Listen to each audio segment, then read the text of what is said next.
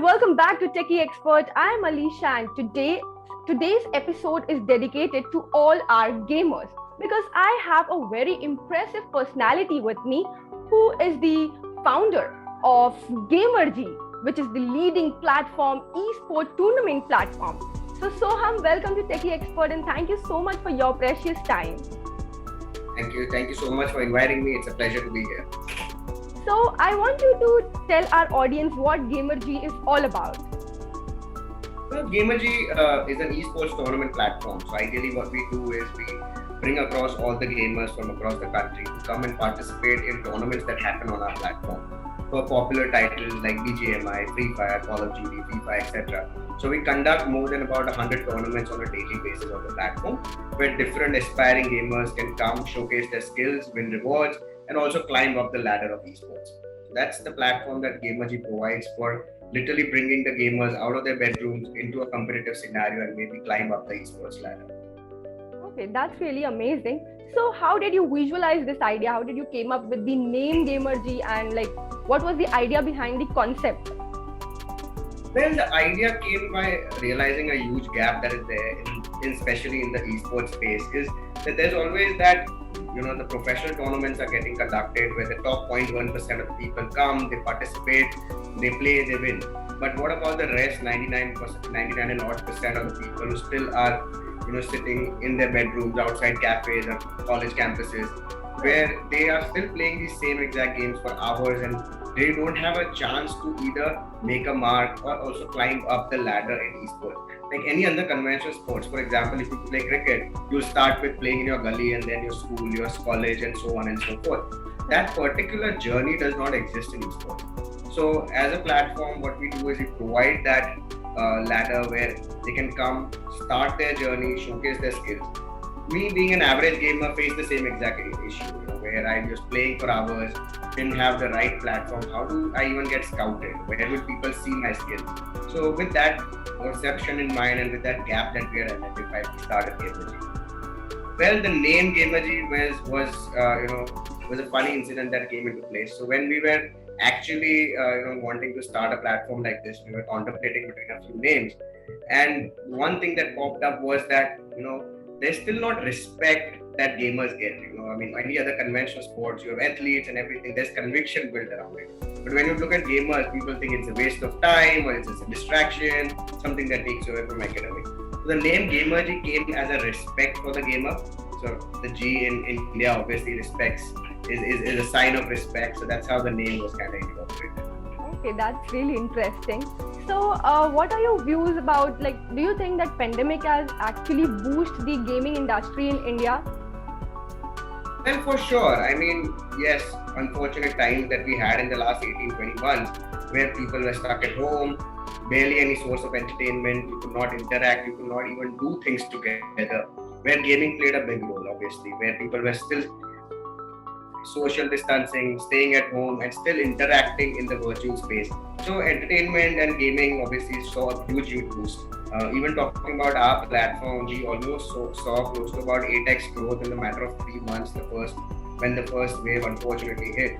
But that is something where more than just the traction, a lot of conviction and a lot of that faith around gaming and it as an industry came into place. So not only did the traction grow, but also a lot of fundings, a lot of people wanting to see what the gaming space is all about has started to appear. Okay, so I want to ask you, online gamers in India are estimated to grow from 360 million in 2020 to 510 million in 2022. So do you think that Gamergy can play a huge part in this because your platform is giving them a platform to play? Well, the gamer in general is divided into all different segments, right? You have casual gamers who play, the hyper casual games. Then you have serious gamers who actually participate in professional leagues, where obviously we are always going to be benefiting from that subset as the whole pie grows, right? So yes, you rightly said, the way the trajectory is going here, we'll probably surpass 500 million probably by 2022 easily, and that is something where not only Gamergy will play its part in bringing the competitive nature, but the ecosystem in general is seeing a lot of boost, which goes on with it. Right. So I want to know, like, do you think that gaming industry is quite male-dominating society? Unfortunately, yes. I mean, even on my platform, I am 96% male dominant, which should not be the case, right? I mean, it has been always a stereotype where that women are not into gaming. I mean, it's as fun as it can be for anybody. It's Right. And first and foremost, the best part about gaming is it does not discriminate like any other conventional sports where you will have women's cricket and men's cricket and women's hockey or men's hockey. Gaming is something where the entire, regardless of your gender, race, discrimination, there is no discrimination. You can all participate together. So hopefully in the coming times we'll see that shift. But as of now, yes, it is predominantly a male-dominant industry. Right. So, what has so far surprised you in this industry? Well, what has surprised me the most is the way, the entire next gen, so the Gen Zs or the Gen Alphas look at gaming, right? I grew up in an era where gaming was probably 10% of my life and 90% was other interactions. But now with a lot of kind of fuel that is going into the gaming space, and with the entire live streams going on and arena tournaments going on, the entire newer generation, the way they are perceiving gaming and even looking at it as career opportunities is something which has pleasantly surprised me. However, that being said, we are in a very, very early stage of the gaming when India is concerned. From a global standpoint, it's literally parallel to the entertainment industry. Right. Okay. So every startup founder wanted to know this, that how many fundings have Gamerji received so far, and what are your views on funding? Well, we raised our seed capital last year. We raised it from Unicorn India Ventures and Lead Angel. We'll be looking to raise our next round of capital probably by early next year as well. We'll be raising a Series A, primarily for acquisition, growth, tech development, and giving more to the community in general, along with global expansion is what we are also targeting. But that being said, fundraising it's like your part-time job as a founder. It's something that you have to keep nudging at, you have to keep going through. It is a process. It's not something which we are born with a birthright to receive funding. No, and that's what any founder or myself would be doing. Okay, right. So, what, like, people, especially parents, think that gaming is not right for their kids. So, how will you change that perspective of parents? Well, see, there's no right and wrong, right? There has to be a time allocation to everything. That's what I believe, right? I mean, yes, I would say gaming is wrong if you are spending 20 hours a day just in front of a screen playing the same exact game, right? That's wrong. But then if you can divide your time of entertainment into gaming, then that's the right way to go, because gaming definitely does have future. People build careers in gaming. You can become a game developer or an esports athlete or even a content creator. So yes, parents, coming from a generation where gaming was primarily non-existent, have that perception that it's still a waste of time or it's something that will divert attention from academics.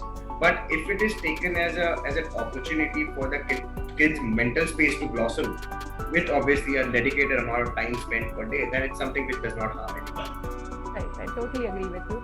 So, our government, Indian government, is supporting gamers or your startup? Well, Indian government, from a standpoint, unfortunately, like I said, gaming is very, very young in India, right? So it has still not reached the authorization bodies yet. And I'm talking about core esports and gaming. I'm not talking about real money or gambling or any of that, which is completely a separate, issue altogether. But when you talk about just gaming in general, it is not something which has reached, the government as yet. Right? Yes, there have been seminars or there have been talks on and around it, but there has not been an authorization body like how conventional sports are controlled. There's not an authorization that is still there on and around gaming. But in the coming years, like what the West has already seen, we will have something like that in the future. Yes. So, what advice would you like to give to kids who want to pursue their career in this industry, or parents who don't allow their kids to pursue this career? Well, for the kids, I'll say study first. Gaming is there. Gaming you can do at any age. Don't let it affect your academics. But yes, it definitely has a lot of potential. So if you can allocate your free time away from the generic entertainment into gaming, or if you're really passionate about a particular game, there are different avenues you can do. Just playing a game is not enough. You either can become an esports athlete, think about content as a space. You can even learn computer science and become a programmer for in the gaming space.